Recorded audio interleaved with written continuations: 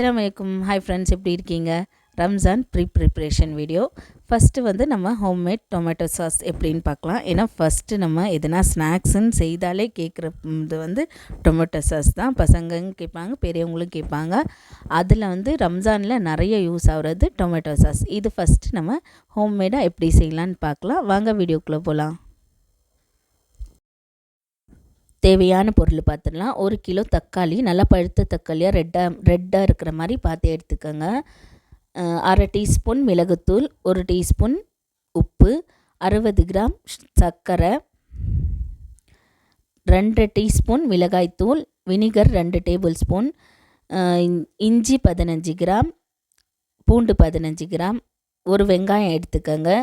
இதெல்லாமே கட் பண்ணி நான் ஒரு மிக்ஸி ஜாரில் ஆட் பண்ணிக்கிறேன். பட்டை பவுட்ரு இருந்தால் நீங்கள் பவுட்ரை ஆட் பண்ணிக்கலாம். அப்படி இல்லைன்னா ஒரு பட்டையை நான் இதிலே ஆட் பண்ணிக்கிறேன். ஒரு சின்ன பீஸ் பட்டையை நான் ஆட் பண்ணிக்கிட்டேன். நல்லா அரைச்சி நான் வடிகட்டி எடுத்துக்கிட்டேன். நீங்கள் அரைச்சி அப்படியே கூட ஆட் பண்ணி கொதிக்க வச்சுட்டு சாஸாக ஆனப்புறம் கூட நீங்கள் வடிகட்டிக்கலாம். நான் வந்து ஃபஸ்ட்டே வடிகட்டி எடுத்துக்கிட்டேன். இது நல்லா ஹை ஃப்ளேமில் வச்சு பாயில் பண்ணி எடுத்துக்கலாம். ஹை ஃப்ளேமில் 10 நிமிஷம் கொதிக்க வைக்கலாம். கொதிக்க வைக்கும்போது நல்லா பொங்கி வரும். அப்போது ஸ்பேச்சுலா எதுனா கரண்டி வச்சு மிக்ஸ் பண்ணிக்கோங்க. கொஞ்சம் பெரிய பாத்திரமாக வச்சு நீங்கள் செய்தால் உங்களுக்கு ஈஸியாக இருக்கும். சிம் பண்ணிடக்கூடாது, நல்லா ஹை ஃப்ளேமில் இருக்கட்டும். இப்போது கொஞ்சம் திக்காய் வந்திருக்கு. இந்த ஸ்டேஜில் நம்ம சுகர் ஆட் பண்ணிக்கலாம். சுகர், மிளகாய்த்தூள் வந்து 2 டீஸ்பூன் நீங்கள் ஆட் பண்ணிவிட்டு டேஸ்ட் பார்த்துட்டு நீங்கள் 1/2 டீஸ்பூன் ஆட் பண்ணிக்கோங்க. எனக்கு கொஞ்சம் காரம் அதிகமாகவே ஆகிட்டு இருந்தது. நீங்கள் டேஸ்ட் பார்த்துட்டு நீங்கள் ஆட் பண்ணிக்கோங்க. உப்பும் மிளகுத்தூளும் ஆட் பண்ணிக்கோங்க.